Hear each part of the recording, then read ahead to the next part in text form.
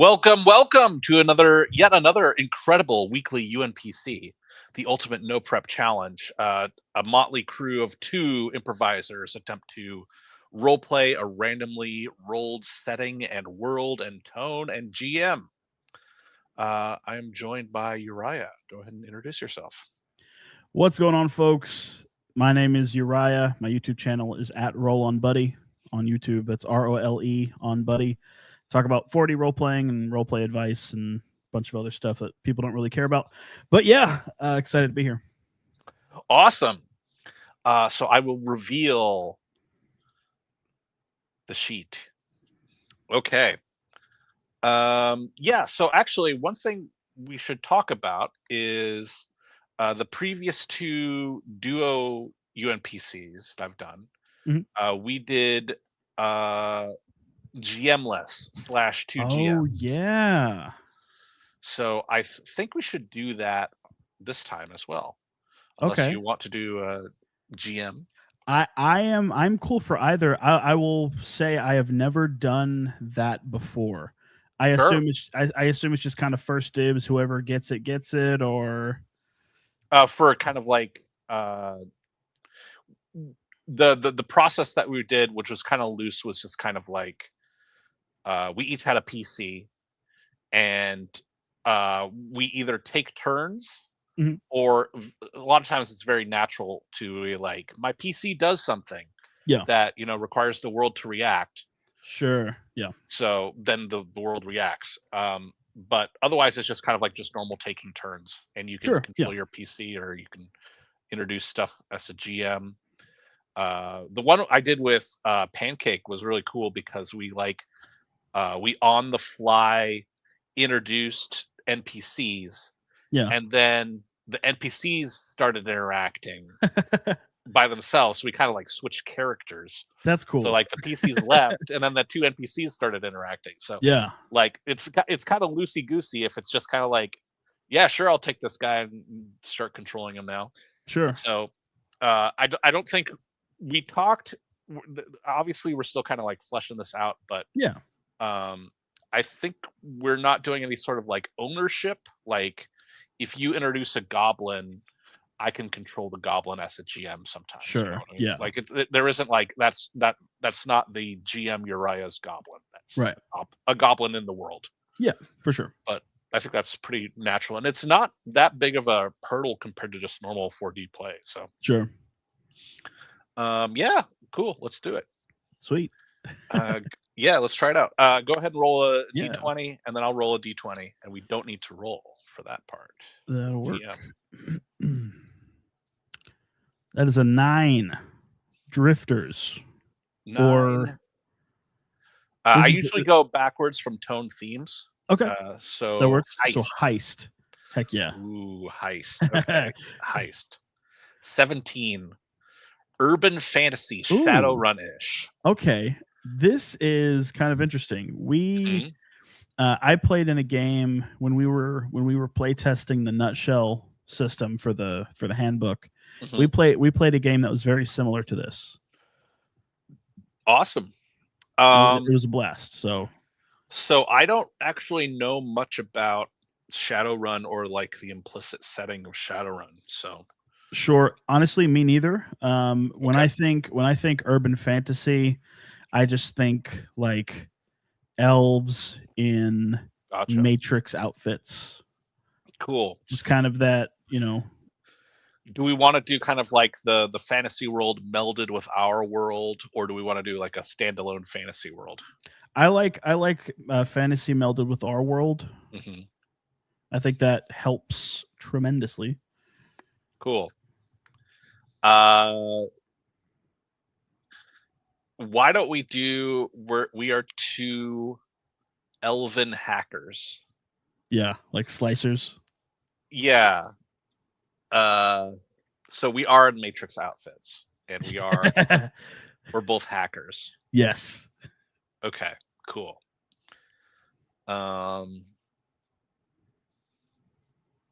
Sick.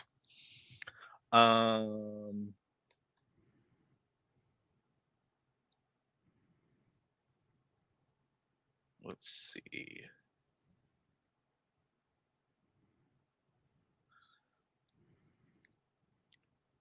So I think that I want us to belong to like Yggdrasil Corporation. So like there's this giant skyscraper Yeah.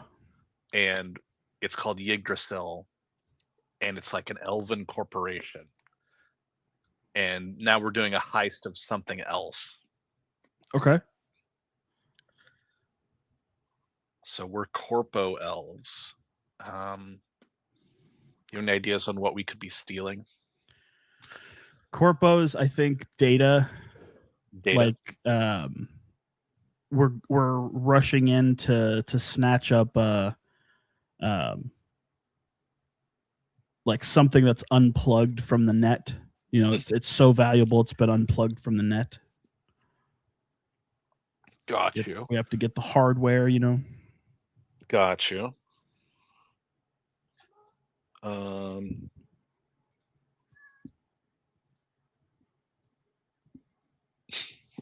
Okay. So we're elves and we're also from New York. Okay. And we're going to we're kind of like living in these tall spires in New York, and we're going to, I think, a flatter area. So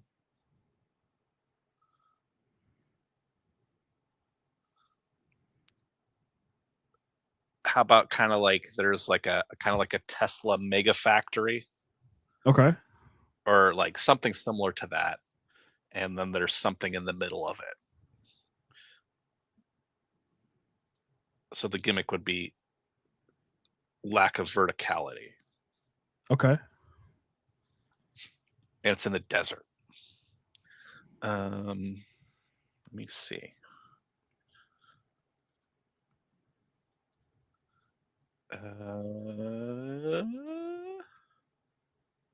Inspiration of what we want to do. Ear Trumpet comes up with this. Were the elves already here, or was there a magic event? I think there was a magic event, but we'll co-create that, I guess, in the moment. Cool.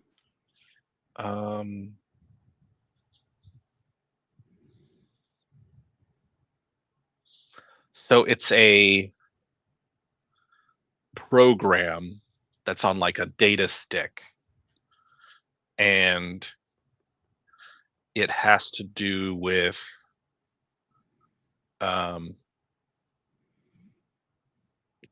robot cars or like tanks. Something military or yeah, something military. And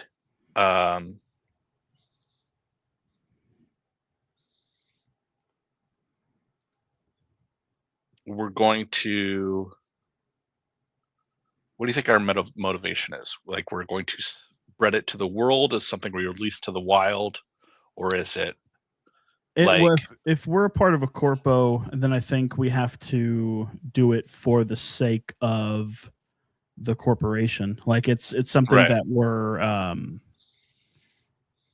mean, it may be shallow, but like money, you know, they're going to sell it. You know, they're going to make they stand to make a lot of cash from it, so we're going to take it from them, so they can't. But it could also be like corpo politics, because I think there's you know, when I think of like future fantasy or urban fantasy, right, there's a lot of overlap between military and like corporations. mm-hmm. So like this tank was sponsored by Amazon, or you know, these bullets are brought to you by McDonald's, you know. All right, so it's a big military factory. Let's just say it's Cerberus Corporation. Nice. That is the evil corporation, and we're from Yggdrasil. Yep. And the memory stick is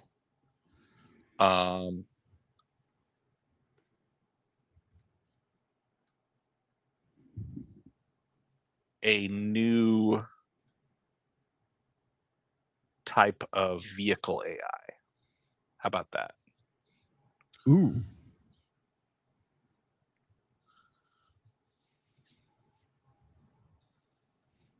And I think that's about all we need. The factory that we're invading is in Texas somewhere. Yeah. We're from New York. We're New York elves, hackers. I need to come up with an elf name.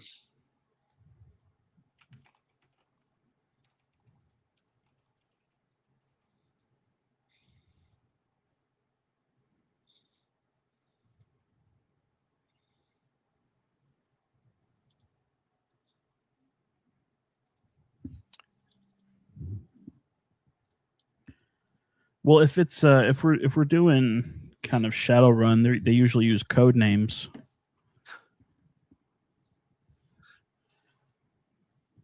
Okay, here we go.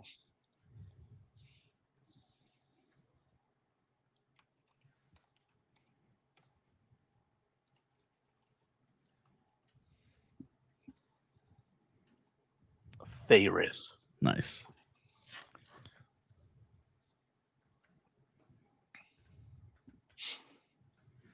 Let me roll my character.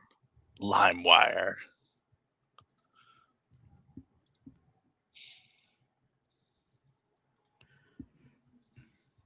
And how do we want to do hacking? Would that just be intellect? Yeah, we can do intellect.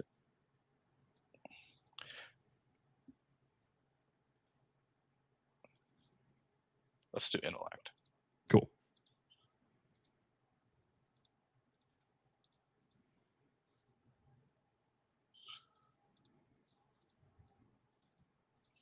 Reorganizing my stats. Cool. I don't know if we really need anything else. Ready to go? 1 second. Yes. Oh wait. What was I gonna say? Sorry. I think that's right.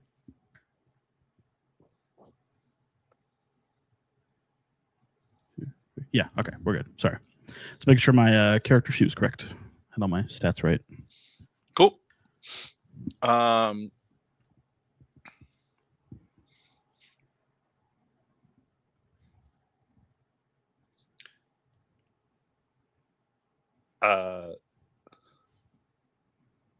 The four-wheel drive truck creaks to a halt in the desert. Fairith and LimeWire in the driver's seat and passenger seat.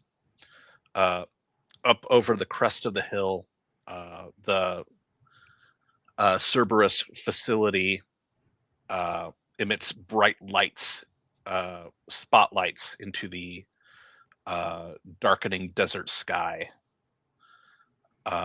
It is 8 p.m. Fairith turns the ignition off. The car's engine clicking in the desert heat. All right.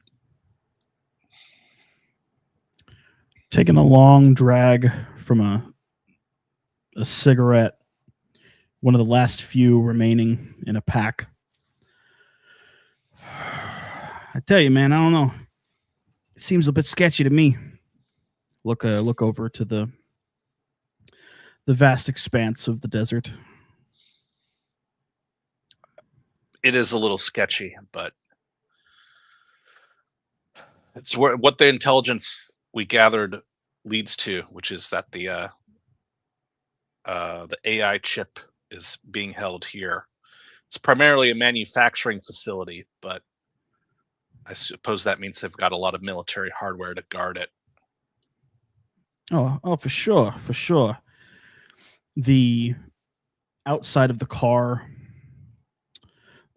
decaled with the insignia of a local government ordinance, an inspector's decal, safety commission.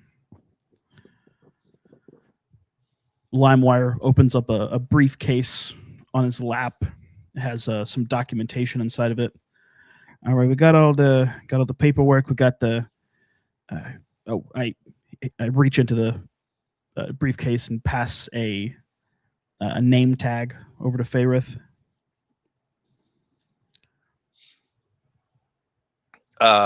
Grabbing the name tag, I begin to fasten it on the front shirt pocket of my worker disguise. I sure hope these things work.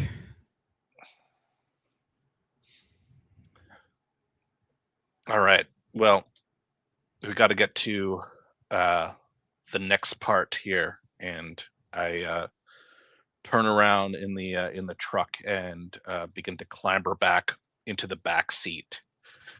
There's a large military case there.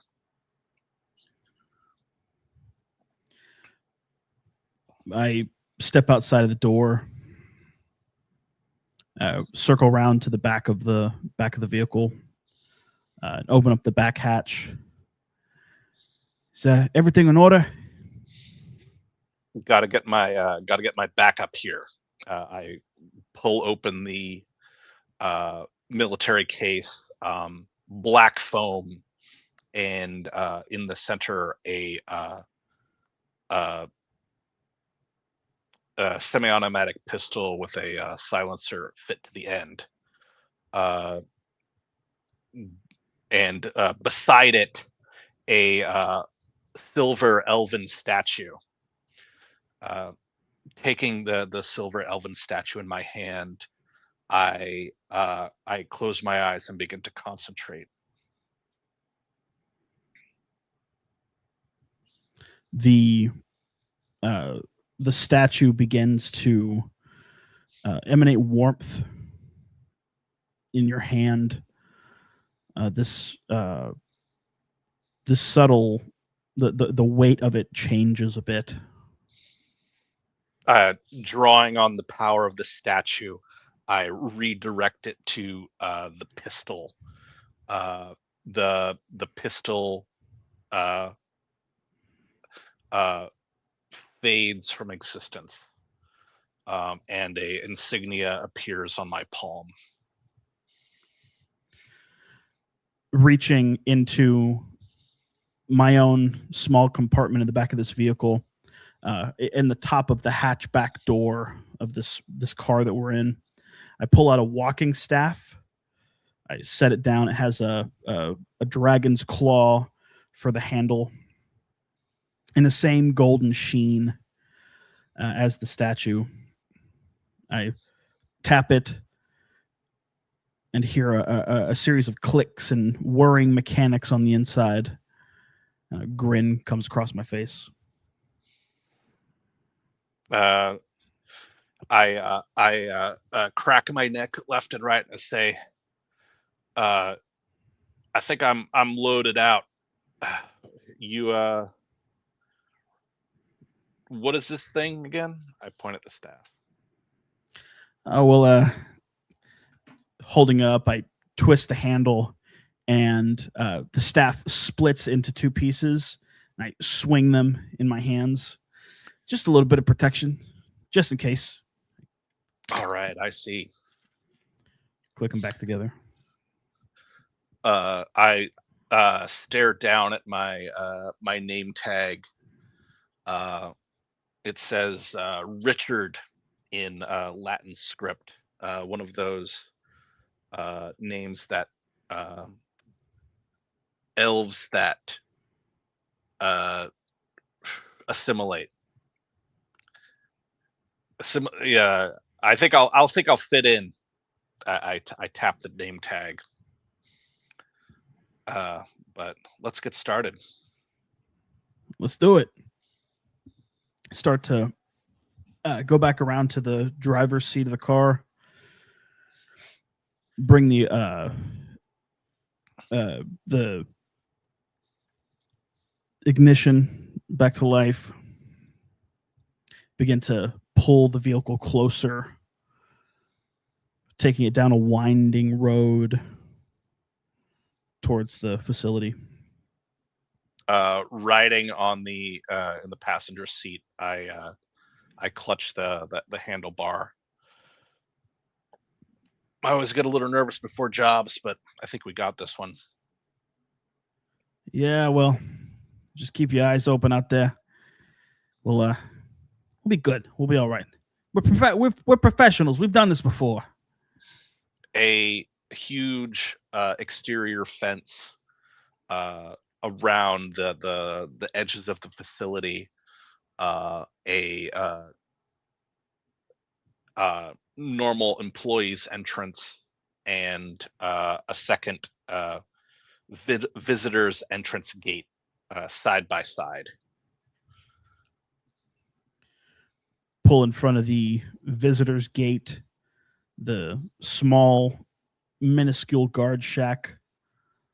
I roll down the window. Hey, how we doing? I look towards the guard and smile weakly. The guard looks down at you, Limewire, and a stern look on his face as he switches off the small TV in the corner. He says, "All right, visitors. The facility is operating with a skeleton crew right now. What's your business here?" With a flick of a wrist, a small wallet flips out, showing the emblem of the State Safety Commission. Oh, well, you're watching what is that? Lewis and Martin and Lewis. I love their movies. Hey, listen, we're here. We're with the State Safety Commission. We don't need to see none of the. We don't need to be led around or nothing like that. Just routine inspection. Routine inspection at this hour. I guess this is one of the new surprises. He pulls over. He leans forward to examine the identification papers. Well, okay. Just check in at the front desk. I'm assuming that you'll get an escort to take you wherever you need to go. Basically, all the parking spots are okay to park in. Have a good evening. I'll be right here. Spectacular. Begin to pull the car forward. The guard turns back to his TV and pauses a moment before cutting it back on. They do not. Doesn't seem to me like they pay that guy enough to give a crap about his job. Yeah, I think that's definitely true. But they may have better security indoors. This is just the first line, so my palm sweats a little bit. The red ink glowing slightly on my palm. White knuckles gripping the steering wheel. I pull into a space right in front of an entrance to a front lobby. Scanning the surroundings, looking for surveillance equipment. To a pair of pair of shiny, glossy security cameras aimed, one on each side, aimed down at the entrance. Additionally, in between them, a glittering magic sensor, a crystalline globe inscribed with runes, and that are floating, and tiny bubbles floating within it.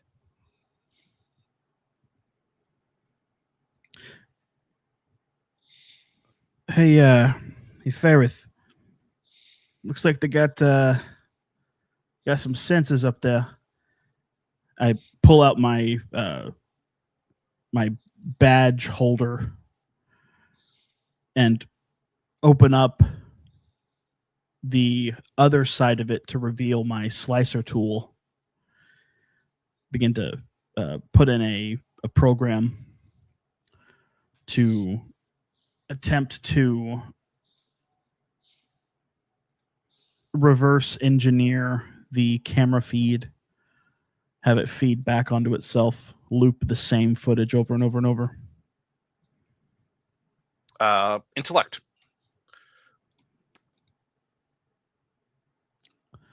The progress bar glows green, and a small chunk of 1 minute of footage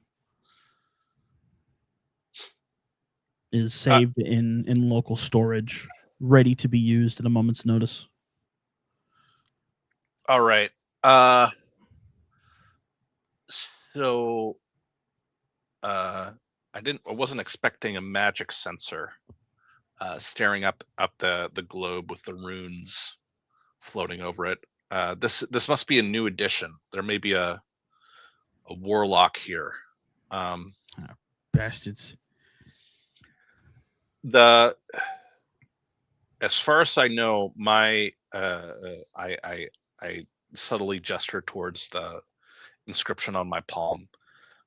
This should show up as a cosmetic enchantment. So a little unusual for a maintenance guy, but shouldn't sound any alarm. I mean, we all have our insecurities. Heck, I could whip something up real quick and get us both looking kind of weird. Yeah. I mean, if it helps the cover story. I pull out a necklace from a kit and affix it around my collar, tucking it just inside, resting a hand against my chest. A few of the scars on my face shimmer and fade away. A rather nasty looking mole does the same. All right. I guess that's that'll be our story. Got some cosmetics on. Okay. Let's head on in. Walking forward into the camera feed and pushing open the two double doors that lead into the entrance lobby. A tiny atrium, extremely spacious with modern tech vibes. A small APC with a machine gun sitting in the corner of the lobby, a plaque in front of it, the first vehicle made by Cerberus. A bored-looking woman with blonde hair is typing on a computer. She sees the two of us come up. Chewing her gum, she... What can I do you for? We're inspectors. We've got to check some of the power conduits on your Okay. shop floor. Okay. Do you have a point of contact? Who are you here to see? Who is your liaison? It's somewhat of a surprise inspection, so we don't expect the liaison to be here. She kind of puts her hands up. All right, I'm not touching the keyboard. You know where you're going. You need a map of the place. What do you need from me? We're just letting you know what we're doing, ma'am, just to put you at ease. So we'll just be heading back. All right, all right. What were your names, by the way? She kind of peers in to look closer at the name tags. Richard Worthington. All right, she's scrawling down on a pad. Richard, and was that Mark? Mike? Yeah, it's Mark Stevenson. All right, she writes down the names. I suppose we do need a temporary pass to get into some of the areas. She pulls out 2 wristbands and sets them on the desk in front of her. These should do you well. They're only limited access, so you're not going to be able to go all over the place. If you need to get in any place specific, there should be somebody around to let you in. All right. Well, thank you very much. We'll be heading back then. She looks back to her computer, begins to type in her keyboard. I scan the room, looking for any evidence of a warlock's ritual chamber. Go ahead and make a roll.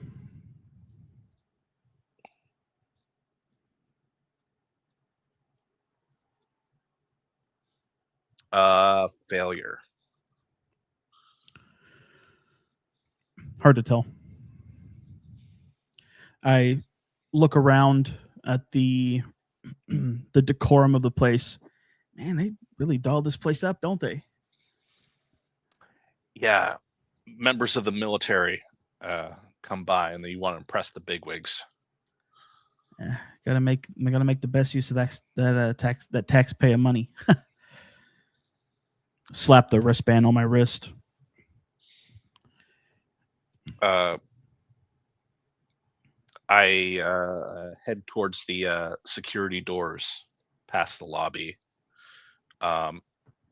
flipping on the wristband as I walk. All right, let's get in there. Boop. A green flash on a little light up above, and I can hear the doors unlocking. I pull open the doors. A long hallway leading through the main thoroughfare, many off branches splitting off into different departments. Rudimentary office spaces, intern coffee spots, or coffee lounges, break rooms rather. And at the end of the hallway, an elevator. All right, we need to get down to the shop floor. I glance from room to room, looking for any guards or even just workers here at this hour. Most of the rooms are empty. Lime wire following up behind you. Man, they weren't lying when they said a skeleton crew. Hey, what's this? I walk a little bit ahead up to closer towards the elevator as these large panel windows on either side show down to the shop floor. Holy crap. The shop floor is dense robot multi-function robot claws working in concert with one another, passing components, handing components to one another. The crackling flare of welding guns attached to these machines. The shop floor is busy. A small panel beside the elevator, noting the required PPE to enter the area. All right. Probably want to find something like that so we don't look out of place. No, I find there's a room off to one side. The lights are off. I try the door. Handle turns. Push it open. A older looking distinguished gentleman, gray sideburns, wearing a hard hat, a high vis vest, sits in front of his locker on a bench. He's unbuttoning his high vis vest. He turns and looks directly at LimeWire. Who are you? Whoa! Hey, buddy. Hey, listen. Don't you know you're not supposed to take off your PPE in an unrestricted area? Hey, listen. Hey, we're here from the Safety Commission. We're here to make sure everything is going copacetic and making sure it all works out. Hey, where do y'all keep your PPE anyways? It needs to be in a wide open space, readily available, and inspected regularly for any damage or any necessary replacements. The older man grunts and says, "It's kept in these lockers. You're from this is an inspection?" You're darn right. I look over to Fairith. Fairith nods. The older worker looks at LimeWire with a little apprehension. Are you new here? What you were just quoting some regulation to me. I'm one of the safety officers here. But I don't quite recognize that rule. Can you share it with me? Tapping through a tablet in a clipboard circumstance, swiftly trying to pull a jurisdiction that is fitting. Ingenuity or intellect?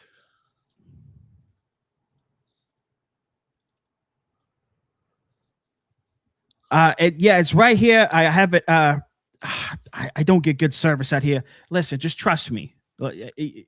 You would know just as well as I do that this sort of place is, you got to be on your best behavior. Failure. The older gentleman scoffs. Says, "I guess they're went on a new hiring spree there down at the regulation office because this locker room meets regulations. I made sure of that when I set up a new one. So I don't know what you're talking about. In terms of where we keep it, we just keep it here." He begins to pull open various lockers displaying hard hats, high vis vests, masks, sunglasses for exposure to welding, we've got all the supplies right here. That's what we need. And this is so people that are going down on the elevator can suit up beforehand. I give a bit of an incredulous look. And what about all the stuff for your visitors? What do they wear? They just wear the skin on their clothes or the skin on their backs? What do they? Is everybody required to provide their own PPE? Or? He says your liaison should set you up here, but I mean, you could just they would just give you one of these. He pulls out a plastic, a hard hat still wrapped in a plastic bag and hands it over to you. I grip it, looking the man up and down, seeing the somewhat wiry but muscled frame, the sun-worn skin on his arms. Well, thank you. I pass it to Faerith. The man smirks. He says, "All right. Well, I assume you know what you're doing, or do you need to have me let you in down to the shop floor?" This is a surprise inspection. I'm sure that you've set up security beforehand, haven't you? You leave that up to us. You just keep your nose out of trouble, and we'll be on our way. He nods. He says, "All right." Collecting his briefcase, he turns and leaves the room. As he walks out, he reaches over and flicks the light switch back to off, bathing the room in darkness. Mutters something under his breath.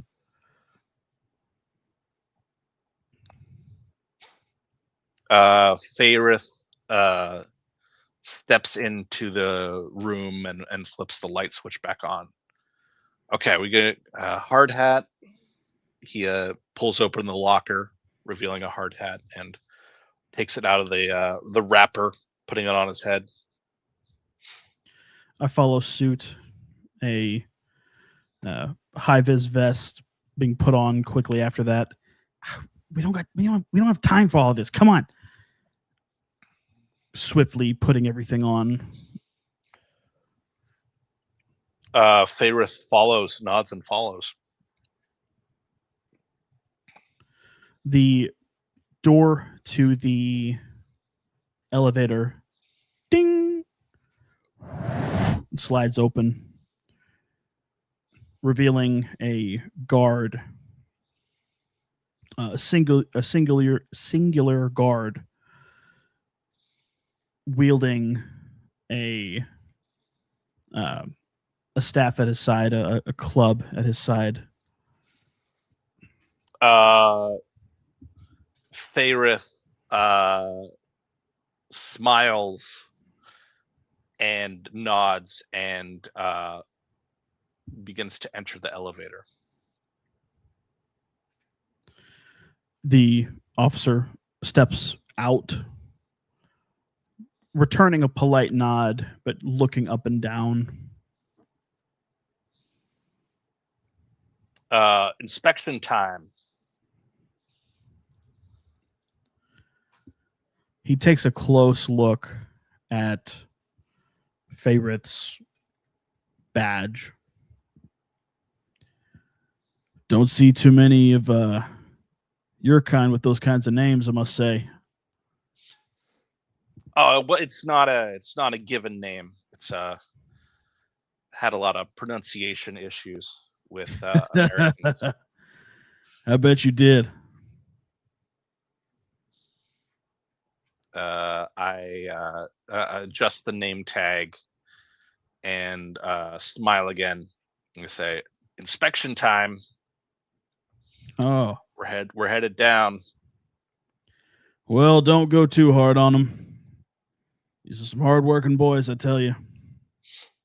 My palm, the effects of the magic tattoo begin to itch slightly, and I run my hand through my hair.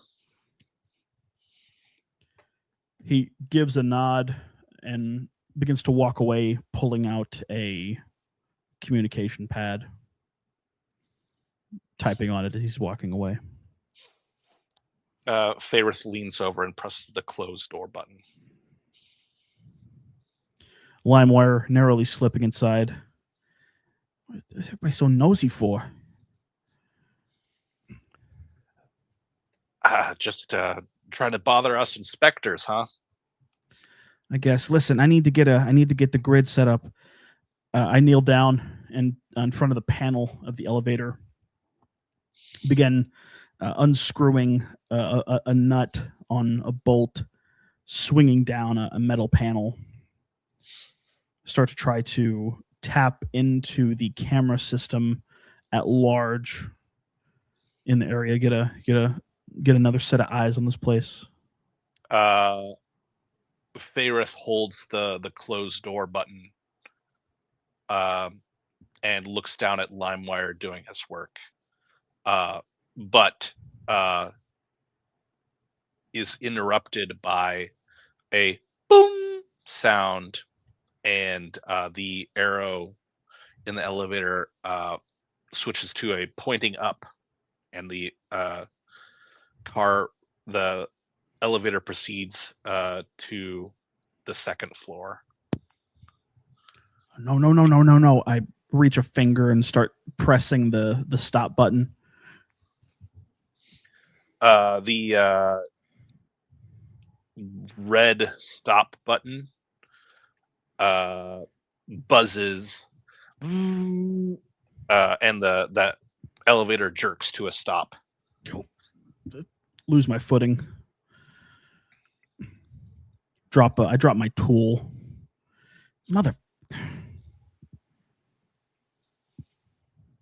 All right. We're not gonna have much time here. I know. I start to tap into the system, trying to get a wider circuit of eyes. Ingenuity.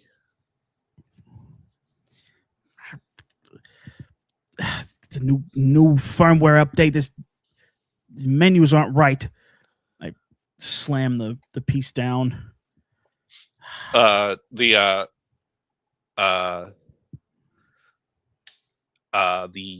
intercom on the left-hand side of the elevator crackles slightly, and it says, elevator number 4, you press the emergency stop. Is everything okay? Yeah, everything's fine. I just dropped the contact. Hold, I found it. So, sorry, we're on the way up now.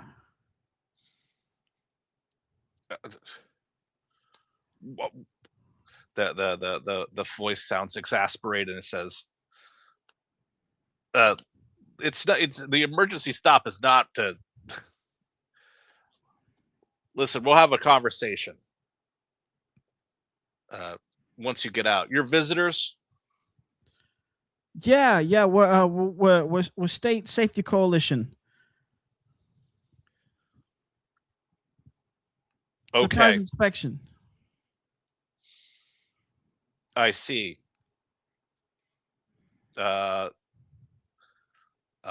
send someone to meet you. The intercom clicks off. This won't do. The elevator shifts and rises to the second floor. The doors open, revealing 4 office workers chatting in front of the elevator. Finally, the man in the front, a young guy in his 20s, wearing a thick-rimmed glasses, begins to walk into the elevator. I stare him up and down. I press a hand to my chest, and using the alteration device, I attempt to change my visage into that of him.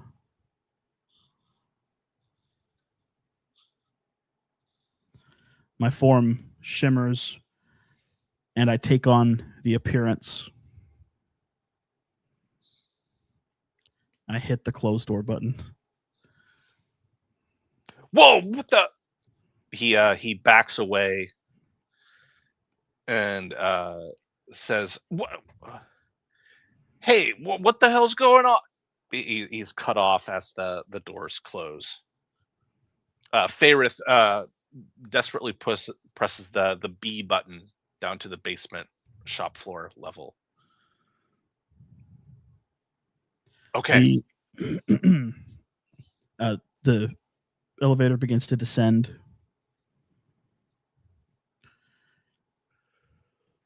We got to get down on that floor. We got to find that the artifact. We got to get it quick. Yeah, I feel like the temperature is rising quite a bit. After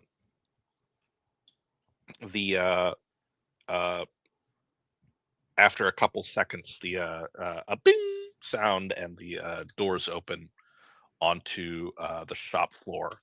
High 12-foot ceilings with lights and wires suspended from the top.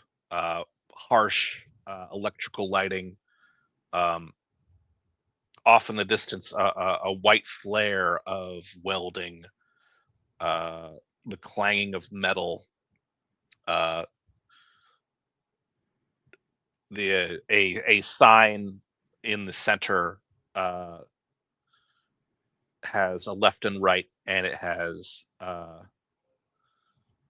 metal casting to the left, final assembly to the right. I shield my eyes and flip on the pair of safety sunglasses. Doing the same, pressing them up on the bridge of my nose. What do you think, Faerith? Final assembly or the other place? I think it's going to be near final assembly, but we don't have notes on specifically where it is, just that it's near the center. Well, it's the programming, right? This is the AI that makes it all work. So, right. Yeah, it makes sense to be in final assembly. All right. You want to take point? Yeah, I'll do it.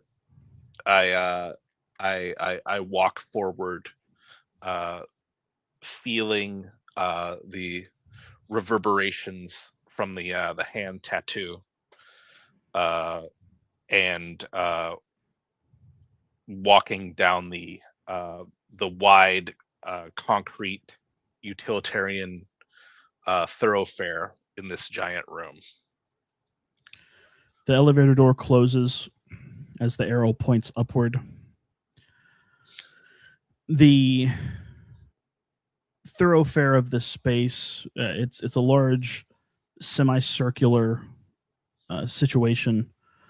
The pathway leads from the center out towards one of its spokes into the final assembly station.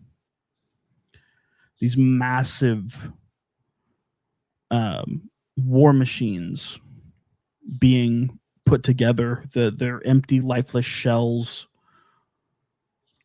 being worked on, people with computers and decks all standing around it. A giant conveyor belt on the right, hauling armored APCs, the large number of metal tags and stickers around it, indicating the machine is not yet finished. I catch up to Fairith, keeping close behind. Golly, they really got their work cut out for them, don't they? Man, look at the size of these things, both big and small. I point to the turrets on the top.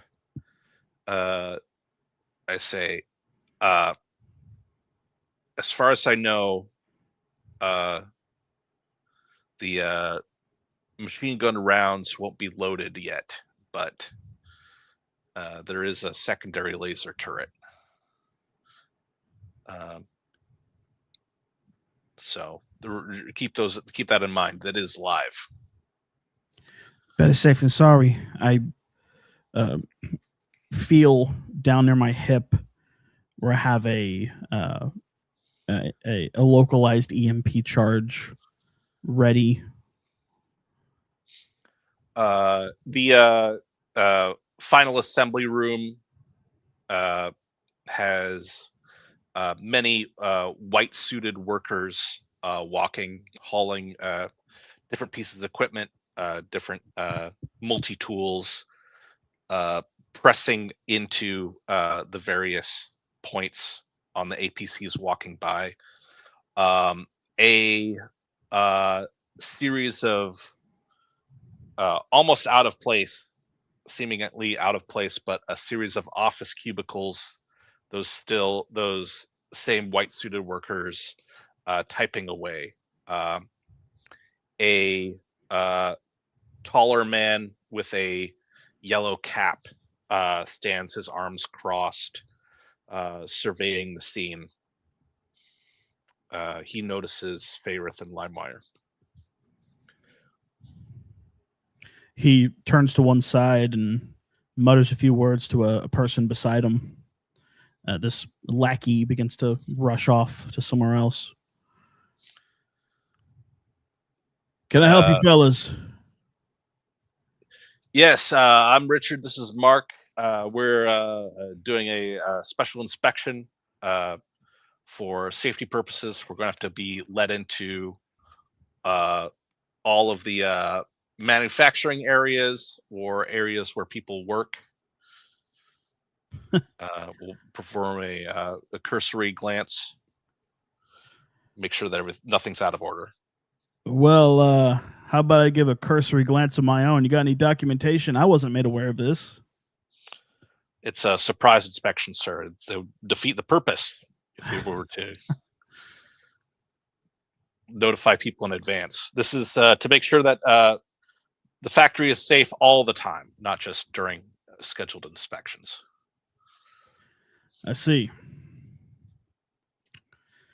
Well, nonetheless, I don't think I've ever heard of you. What's who's your supervisor? He pulls out a pen with a pad. The names of my character's cover story jumble in his mind. Under pressure, I attempt to remember all the details. Go and roll. Success. Harco Bucourt.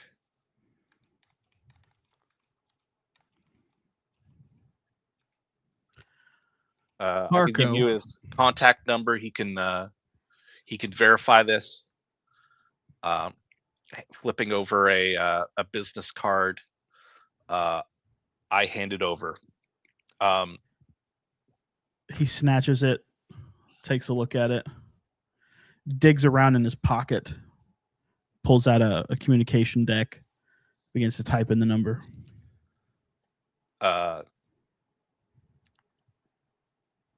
The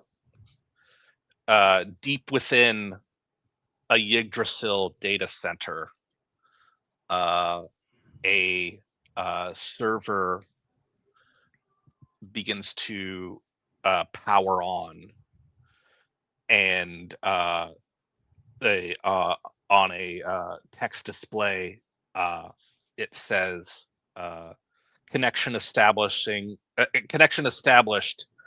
synthesizing voice.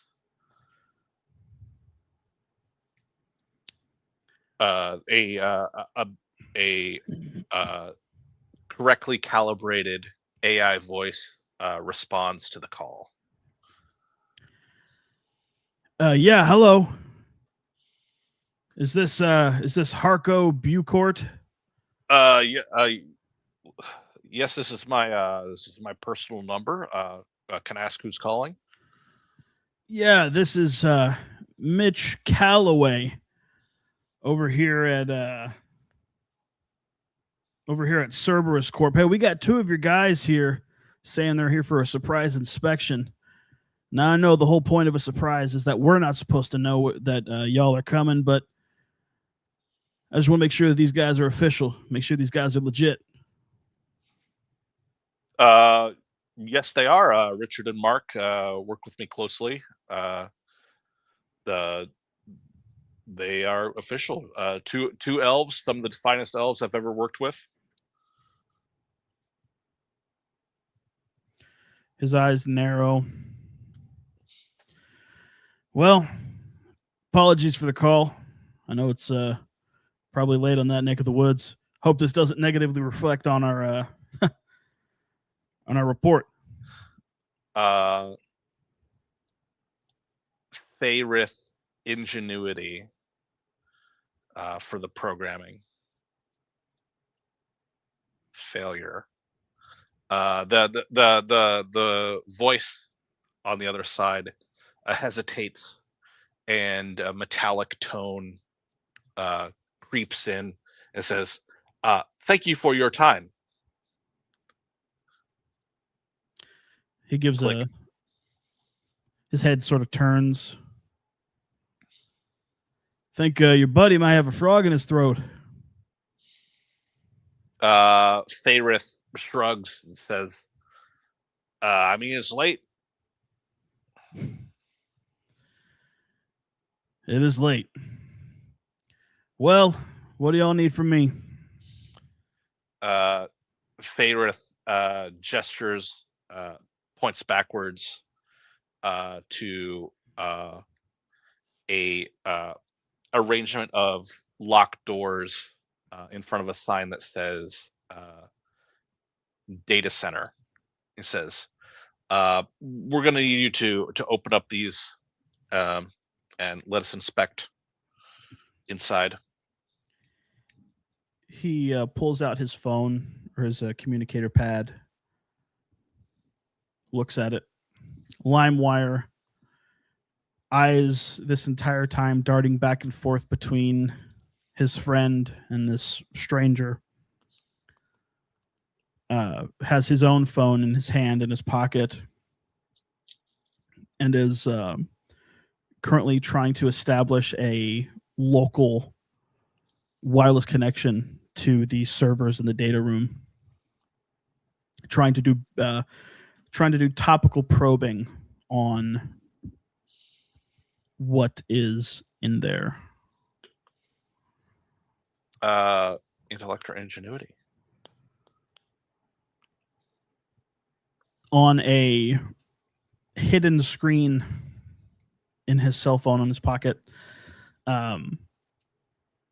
folders begin to pop up of the various nodes of data, stuff that's on the surface level of the servers.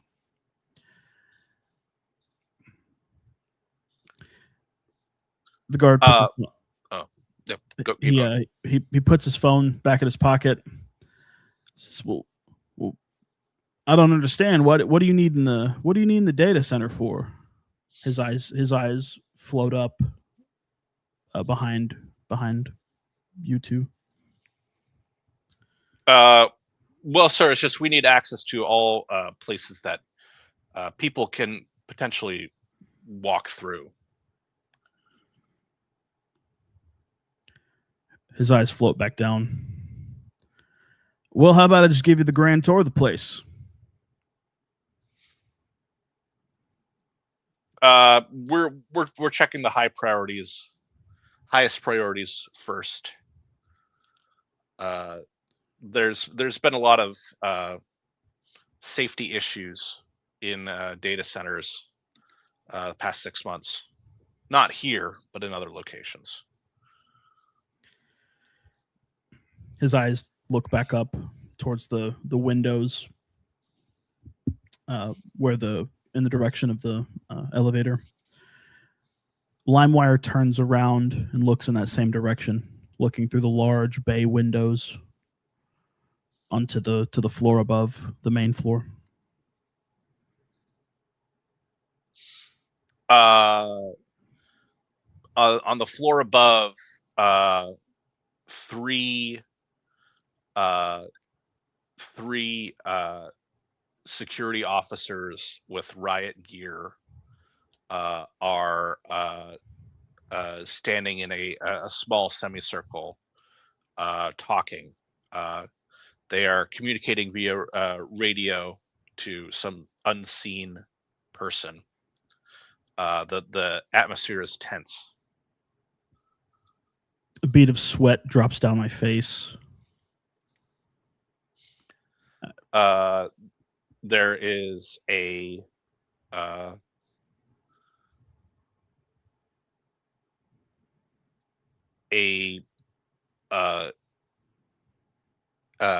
crackle over the intercom on the shop floor.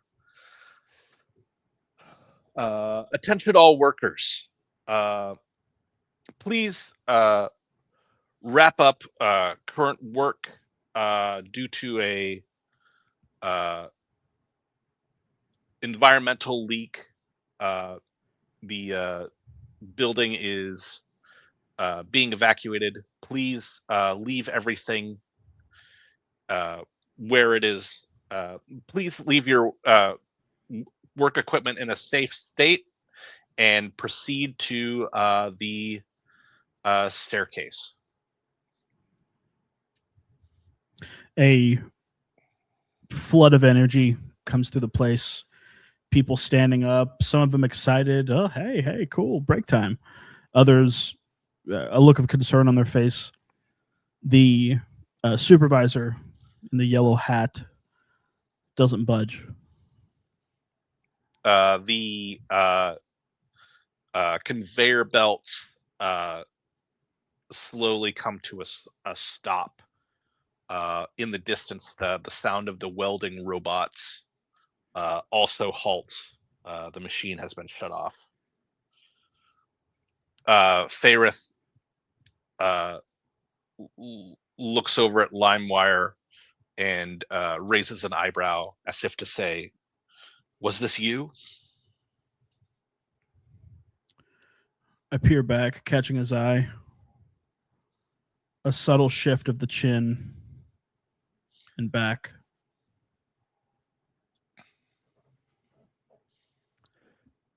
I say, I look to the supervisor and I say, if this is some sort of scheme to stop the inspection, I've got to insist that we be let into the room. He eyes drifting back down onto Fairith and LimeWire.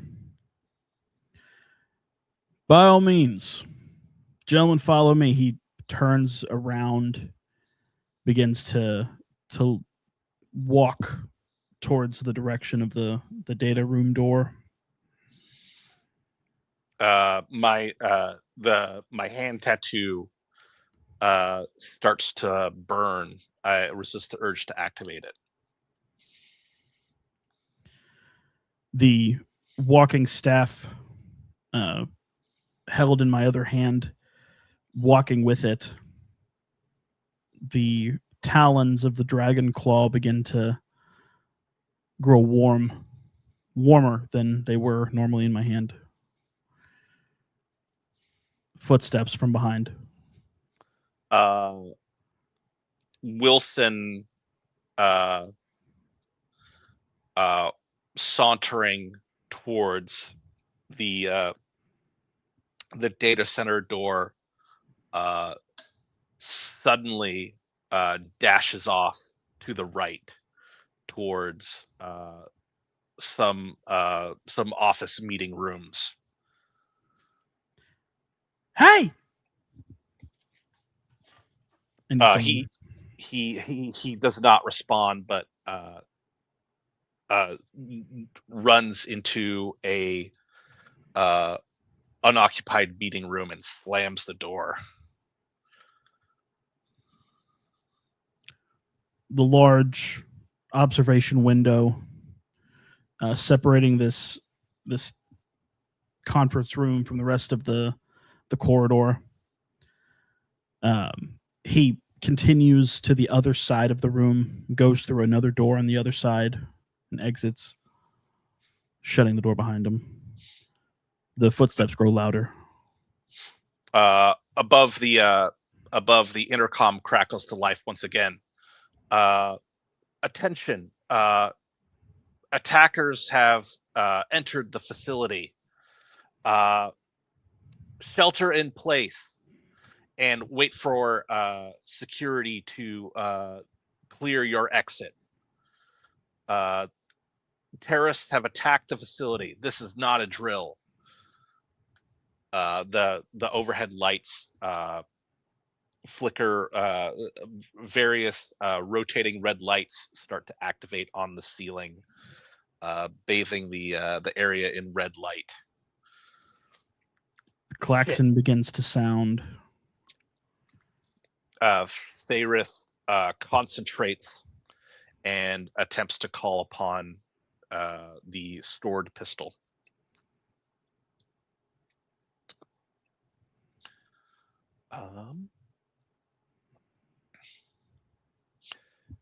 Failure. A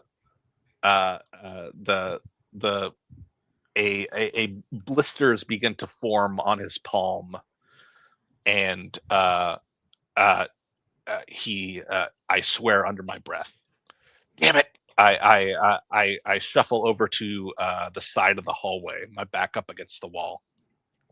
Throwing aside the large leather trench coat I'm wearing, my walking stick comes out, and I tap it on the floor and show two fighting stabs ready for battle. They say get to reflect well in your report. Gunfire in another area further down, the welding area. Shouts, screams, and the sounds of boots trampling on the ground towards Faerith and Limewire. I duck down. Holy, they shooting at us?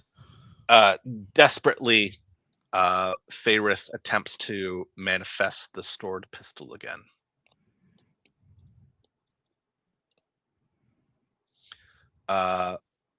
Another failure. The skin cracks and my palm begins to bleed. I can't call it. I duck into a small alcove with a water fountain at my back. Keeping close behind, peering around a corner as the footsteps grow from another direction. This labyrinth of cubicles and corridors all around us. I kneel down beside Faerith, pull out a knife that I have, and begin to cut into my own palm, squeezing my elven blood onto his palm. I swear, you got to get this thing out, man. All right. I grit my teeth and try one more time to release the pistol. plus 20. All right. At last, the bloody pistol clatters to the floor, and I pick it up. All right.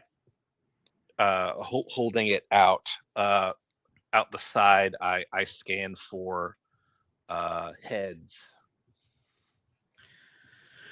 A group of 3 armed soldiers, guards wearing vests and helmets and face shields. They rush out wielding MP5s. Say, freeze! As one of them kneels down. I take a shot. He ducks down instinctively. Success. Defense. Success. Ranged. The pistol erupts with a blue flame, completely silent, and clips the soldier's helmet. The face mask shatters, or the face guard shatters. He clatters to the floor, rolls backwards. Son of a... Return fire! A blue spectral imp flies off of the helmet into the rafters. The guards return fire, levying off a stream of bullets in our general direction.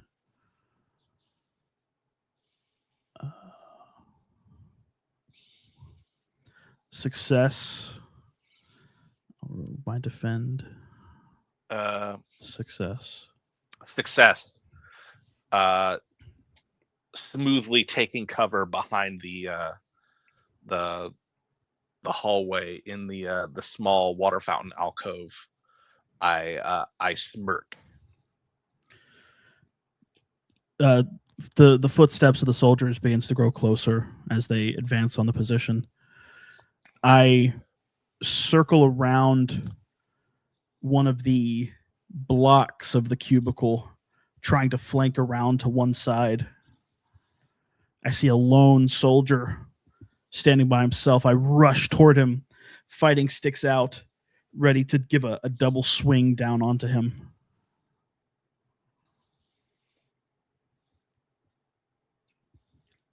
Success.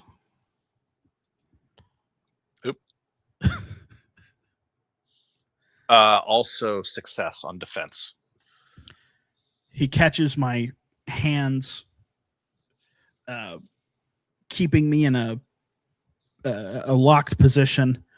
I rear my head back and headbutt him, hitting his helmet and dazing me, but he lets go.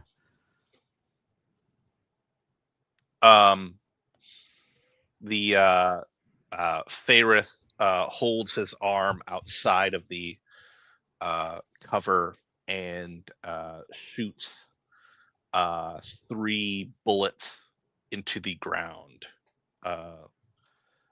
Tiny blue impish creatures jump out of the bullet holes and begin to climb and crawl towards the encroaching guards.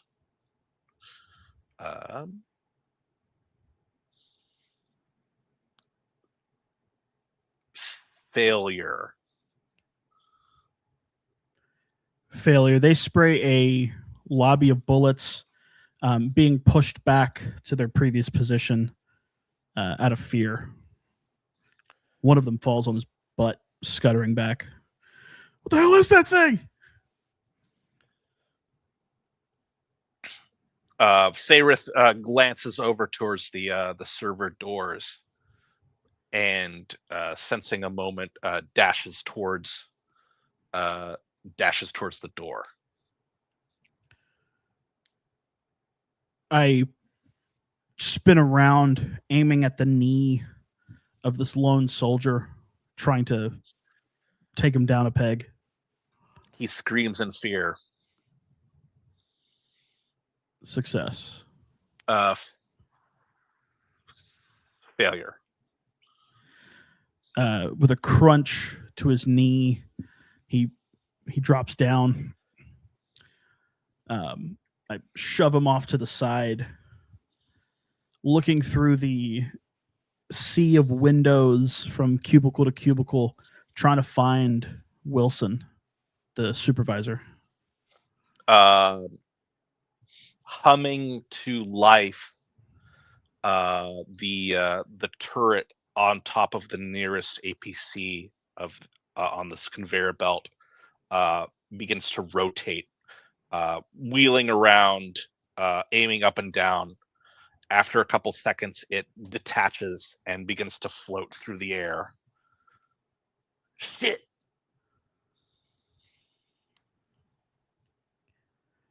I peering through, trying to get a bead on where Wilson might be. Critical success. Peering through the reflections and glass open windows, you can see the reflection of Wilson behind a conference table, looking at a video feed of a drone through a tablet. The turret does a rudimentary scan of the area. This blue cone of laser sweeping across, trying to search for Faerith.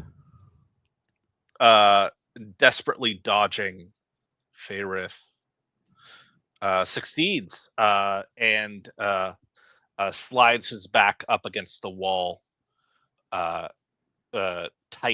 so tight that the scanning lasers miss him. It floats past the corridor. Faerith reaching over, grabs the door to the data center and tries to turn it. It is locked. Has a NFC reader or the equivalent of such beside the door.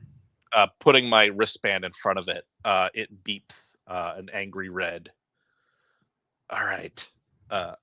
Taking out my pistol and aiming it directly into the door handle, and then reconsidering it and aiming it beneath the door.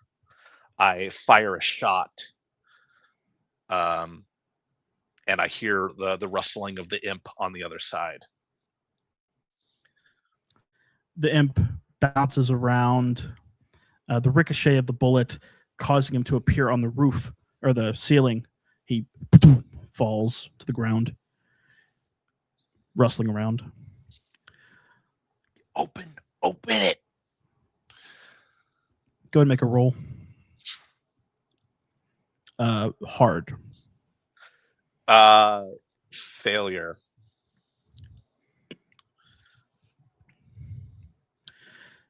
I am crouching in between these corridors, approaching Wilson's location. The turret drone hovering in the air with a dull hum begins to sweep backwards in the hallways towards Wilson. The blue lasers initiate a scanning sweep. Son of a... I try to slink back, stepping backwards. I lose my footing. I try to catch myself. I'm too slow. a red anti-projectile laser is fired directly at LimeWire. I roll on my hind end, trying to roll backwards out of the way. A blast of burning red erupts from LimeWire's chest. In an instant, the disguise crystal is shattered, and take a strike. Thrown back onto my back. I catching my breath. Wilson stands up, looking through the various windows.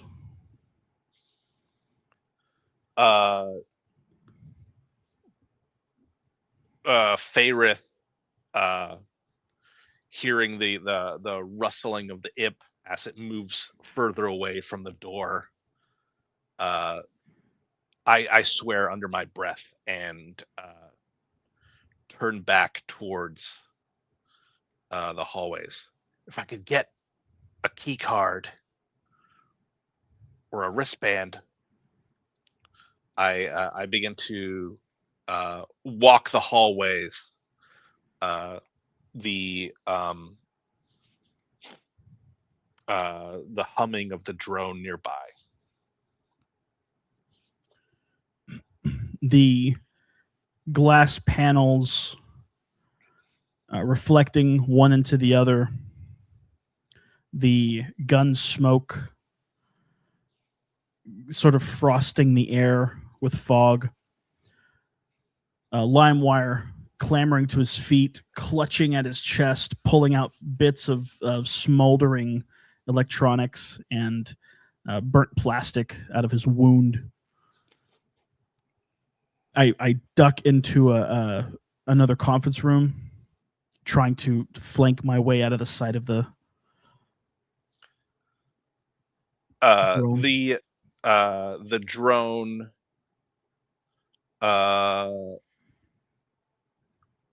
hovers. A indicator beeps on Wilson's tablet. Low power.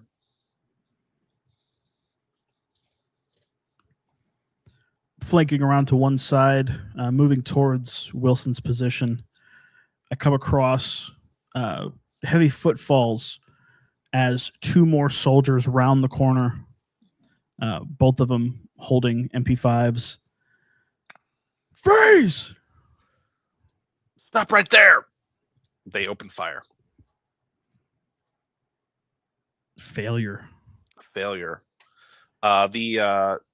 The bullet spray shatters glass, and Wilson ducks down. The conference rooms are obscured by the spider web of bullets on glass.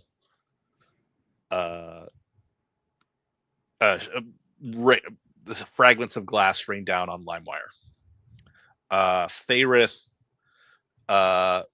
hearing the gunfire,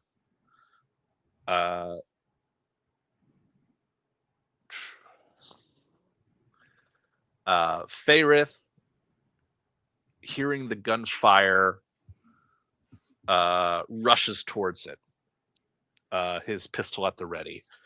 2 shots remaining. The one of the men is reloading his weapon. The other one closing in on LimeWire, holding a club, an electrified club, tries to swing it down at him. The guard swings. Am I the guard or you the guard? I was going to be the guard. Okay. Should I roll for LimeWire? That's fine. Yeah. All right. 40. Ooh. I lift up a hand and with a palm strike, press the guard back, turn around, and I dive through the spider-webbed glass into one of the conference rooms. Sensing seeing LimeWire diving through the glass, I track him with my pistol, but realizing it's him, I instinctively snap towards one of the guards and attempt to line up a headshot. Pistol bonus. Ooh. The imp shot goes wide and shatters into a television set monitor. In an instant, a small imp appears on the television before it clicks off forever. With a loud bang, the glass of the television set implodes and sparks and flashes. The men, hearing the gunshot, they instinctively as well turn around and snap. One of them, finally finishing reloading his weapon, levels off a volley of rounds in your direction. Faerith attempts to dodge out of the way. Success. The bullets miss. You're checking my gun. I've got one round left in the chamber. I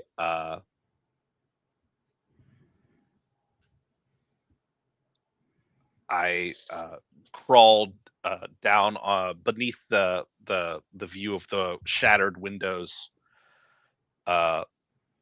and attempt to follow LimeWire. Jumping from room to room, busting through doors, conference rooms, cubicles. I continue in the same direction that I know Wilson to be in. You find Wilson, his back up against the wall, the tablet at his side, the video feed showing a drone askew lying on the ground, a battery indicator showing low power. He says, "Here, I'll let you in. I'll give you the wristband, okay?"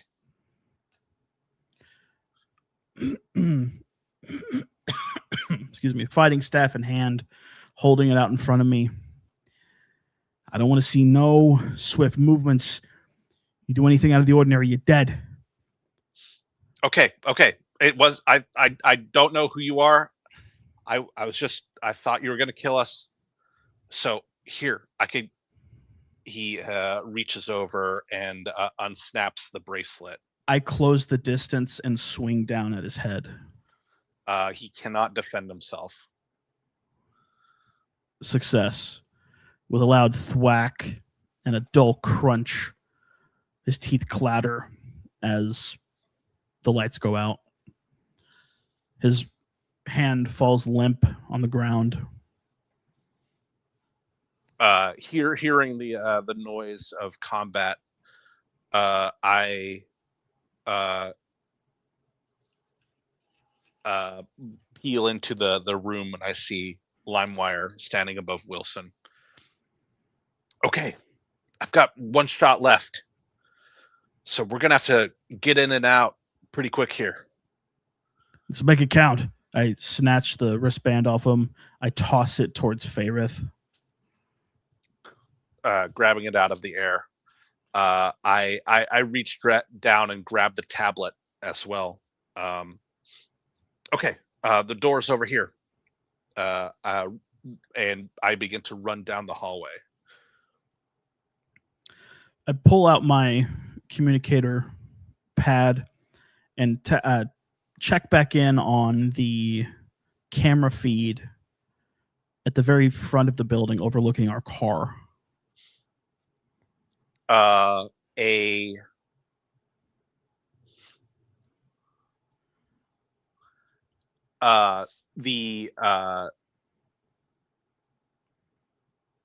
parking lot has two new vehicles a Humvee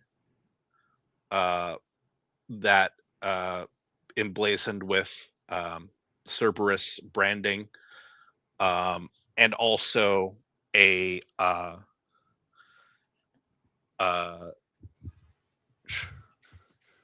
Lamborghini painted orange and pink in a sort of a, what's it called? A sherbet stripe. A giant arcane symbol on the hood of the car. Catching up to Fayrith.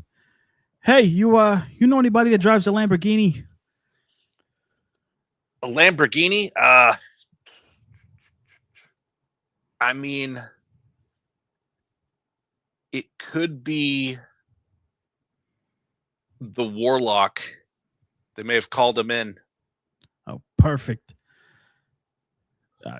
Matching his gait, I show the emblem on the front of the car. That's probably what that means. Yeah.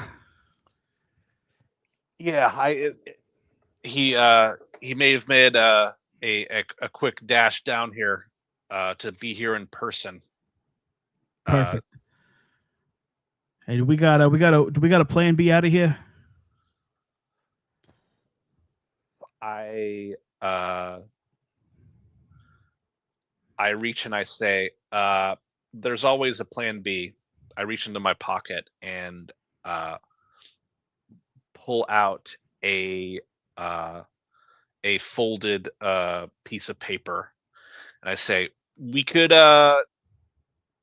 try to use the teleportation circle, but it's a gamble if it's going to work, or we're going to end up phased to part of the wall. This far out of signal, it is certainly risky. I hold up my communicator pad,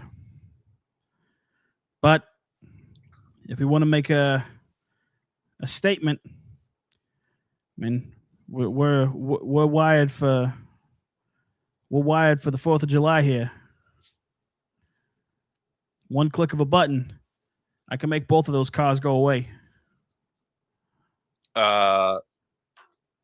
Do it. I click a button. A dole from our perspective inside a dole. As the ground shakes, some dust comes loose from the ceiling. Oh boy. The camera feed shows offline. The Fayrith rushes over to the door to the server room and waves the wristband in front of it. There's a green flicker up above, and the door lock sounds. Fayrith pushes open the door. As the door lock sounds, the Warlock rounds the corner. His long black trench coat, time almost slowing around him as he steps. He meets LimeWire's eyes.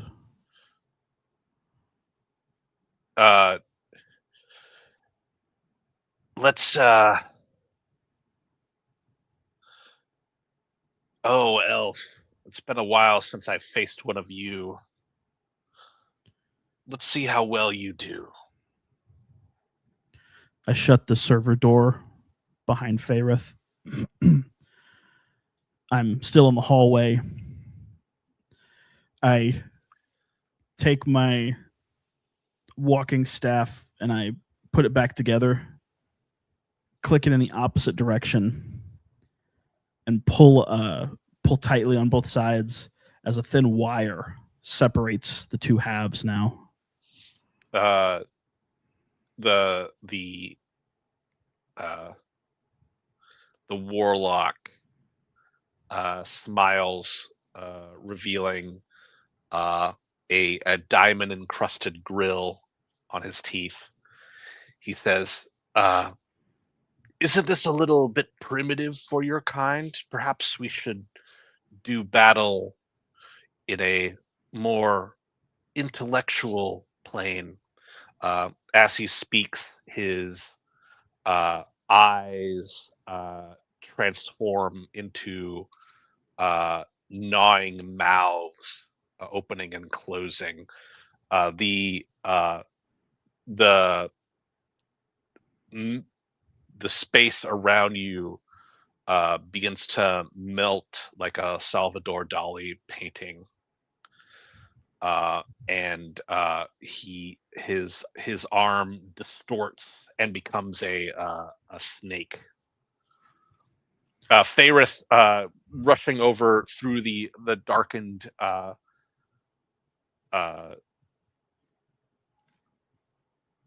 server racks, passes hallway to hallway before he reaches the vault. The fighting staff in hand, I swirl it around, spinning it all around me. I hold it out front, seeing this large snake coming towards me. I drop it and pull out my pistol and fire off 2 shots. All right. Success. Clear my dice. Success. The snake opens its mouth, and the bullets are drawn into its gullet, as if sucked in by a black hole. The warlock winces, and parts of his arm wither. His other arm wither.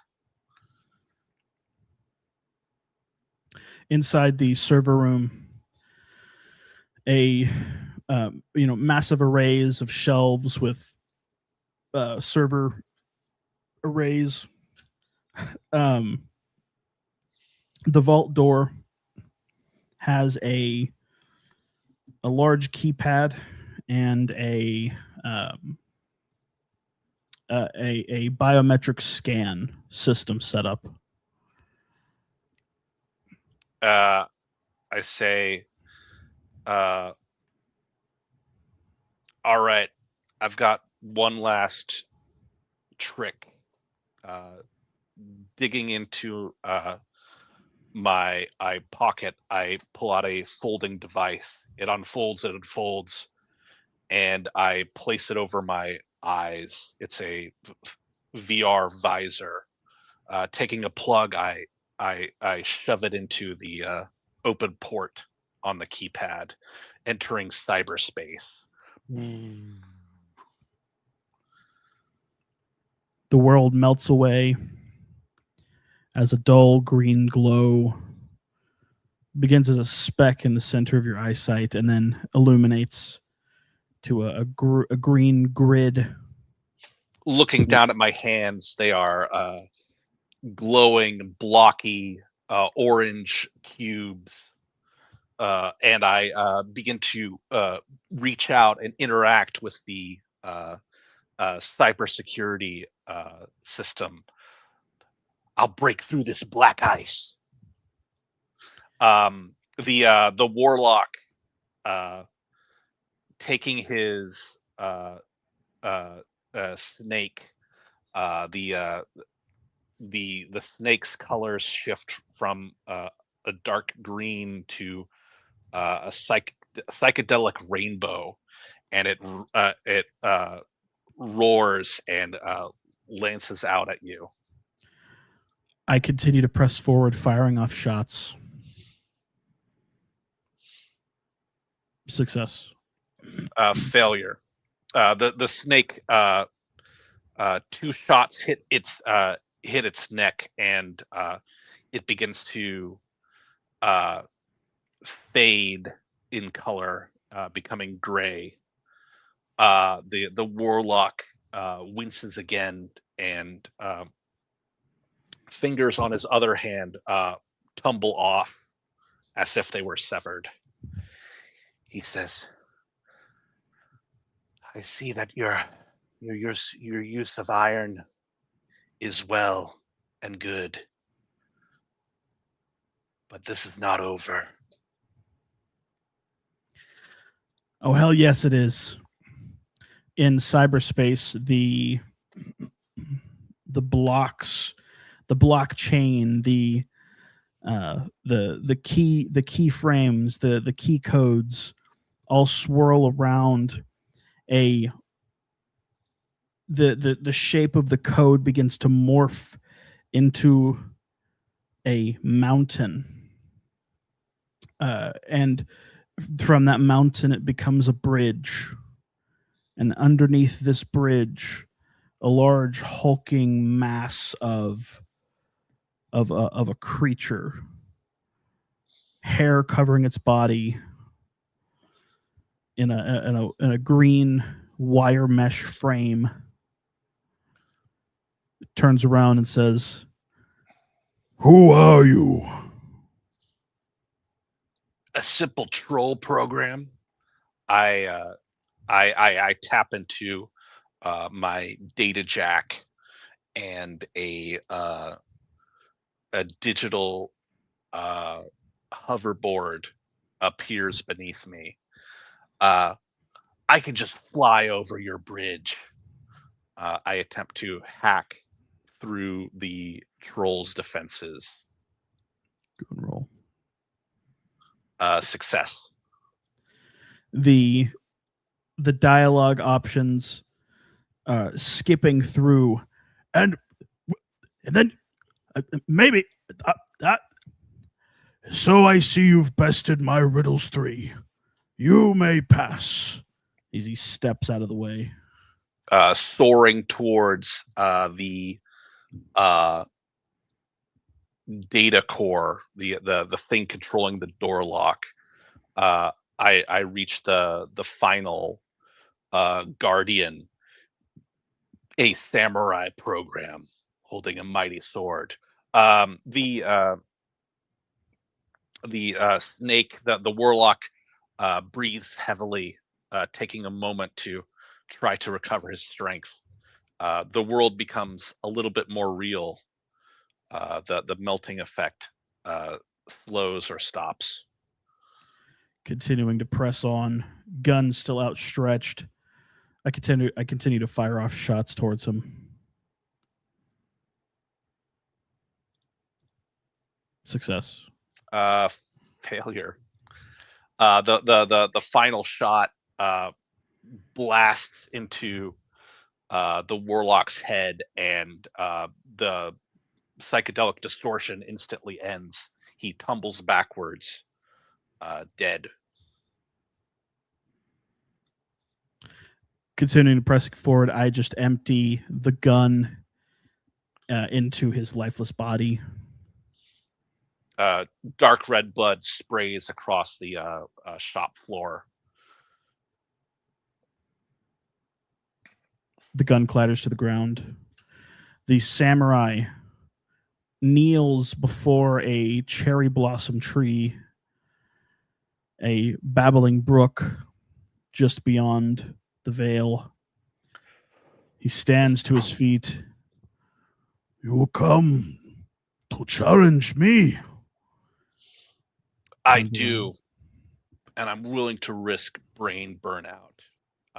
I focus and activate my neural implant, taking one strike. Let me pass. I concentrate and scream. Oh, critical failure. The samurai swiftly unsheathes his sword and matches you in battle. The blades clash. You strike me while my back is turned. You have no honor. No. He shoves you back, creating some space. I will show you the power of a true samurai warrior, as he swipes down, trying to slash at your gut. Stunned from my Whoa. Is that 100 or is that 0? That is a crit fail. That's a Crit fumble. Fail. His programming freezes. I'll show you the true power as his vocal his vocal line freezes. Seeing a moment of opportunity, I quickly unleash a corruption virus aimed at the samurai. Success. Hour of a what?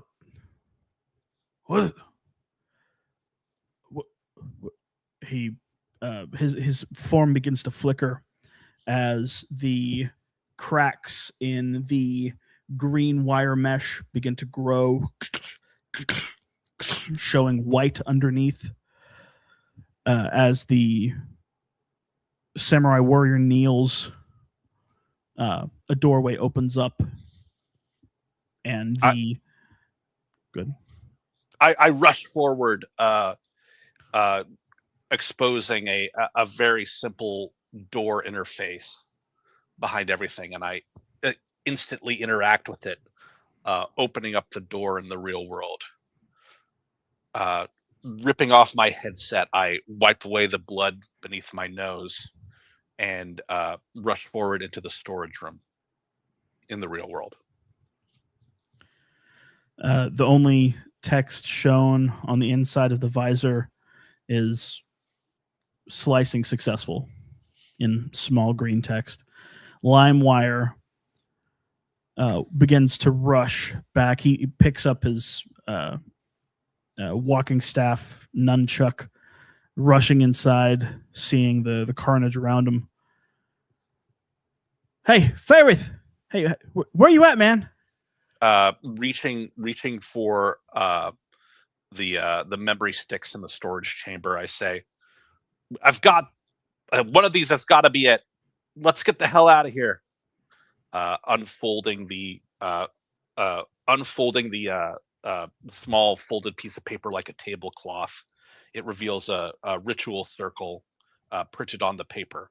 I throw it out onto the ground. I say, it's a 50-50 shot if we get out of here.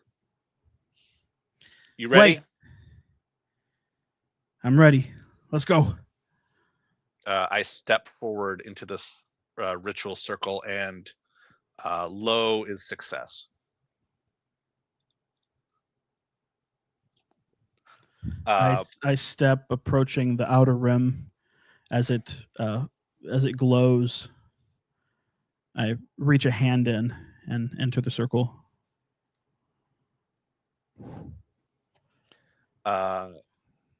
I drop down into the jacuzzi in Yggdrasil headquarters, splashing and immediately wiping the water out of my eyes. I land in the fountain at Yggdrasil headquarters, splashing around like an imbecile. I hold up the memory sticks that I stole. One of them is labeled new AI. Catching your eye from across the courtyard, I give a thumbs up. Then we'll call it. Sweet. Yeah, that went cool. That went pretty smooth. I would say. Yeah. I will say at first I was super unsure about the GM-less thing, just as far as how flow is concerned. But I think we really got into the flow of it. Yeah, that was interesting. That was a really cool. Once you get past sort of the nerves of it, because I have a tendency to over co-create sometimes. So I'm like, am I doing too much? Yeah. I think like we're pros. We're pros at co-creating. We're pros at rolling with what the other person does. So Sure. I think that like you basically have to do all of this if you're playing a 4D game anyway.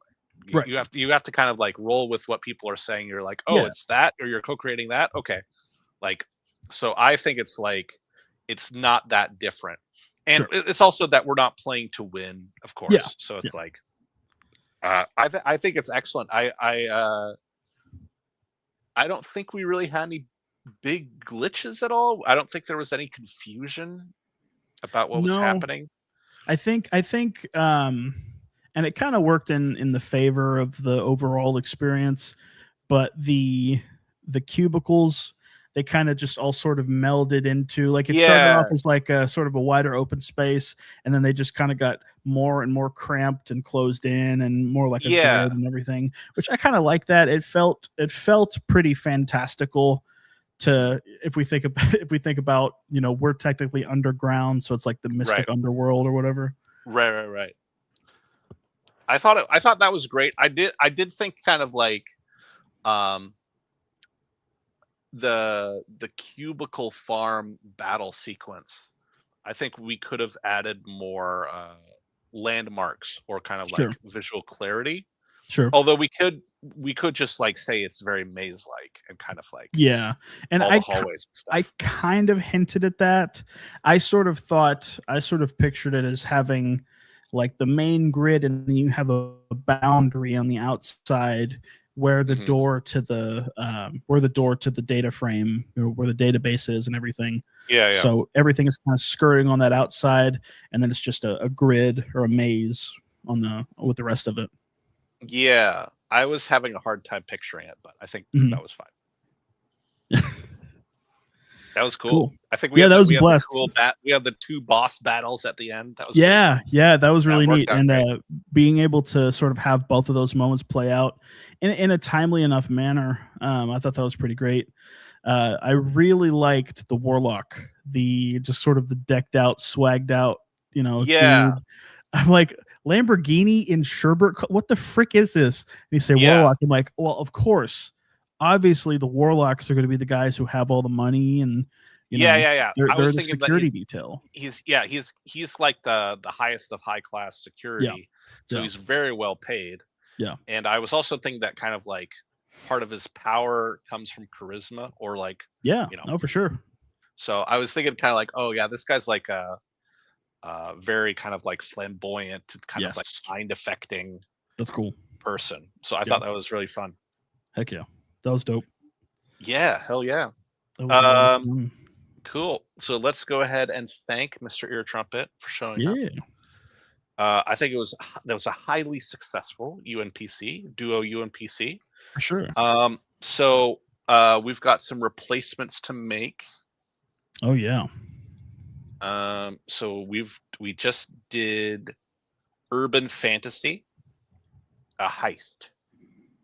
Urban fantasy heist. Let me see what we're looking at here.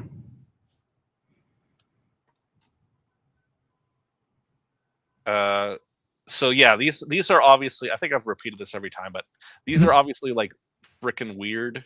And then these are kind of like the setting. Sure. So let me remove that.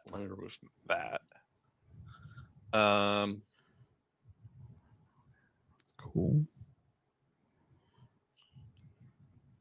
Do we have? I've got a setting. Okay. Red wall.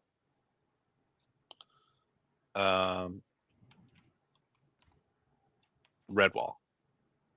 I'm unfamiliar with that term. Please. Okay, sure. Red wall. Red wall was the name for a children's series of books that had animal people. Okay. That are kind of like in a medieval-ish world. So you've got the mice, you've got the rats. Okay, the rats are but it's like it's a cool series of books for kids where it's kind of like sort of grounded and medieval. Sure. But also it's like animal people. So this would also kind of like I don't know if you know the board game Root. Okay, yeah, sure. I'll add that. Or like Mouse Ritter, or you know, any of the other. That's interesting. Okay. I don't know Mouse Ritter that much, but I know that it is actual like mice. Yep. I also put Watership down here. Okay. Well, speaking of, let me make sure I'm not missing something. Speaking of water, I thought for a tone or a theme, you could do fish out of water. Fish out of water. Okay, cool. So that would be kind of like, definitionally we don't belong. Yeah, like out of your element. You know, exploring a new territory, that sort of thing. Gotcha.